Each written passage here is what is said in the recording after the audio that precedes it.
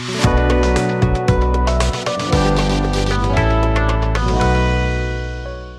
this tutorial, I will show you how to dynamically mark a conversation as follow-up. In this flow right here, I'm asking if the user will like to participate in our upcoming audition. If the user is interested, I will dynamically mark the conversation as follow-up. Let me show you.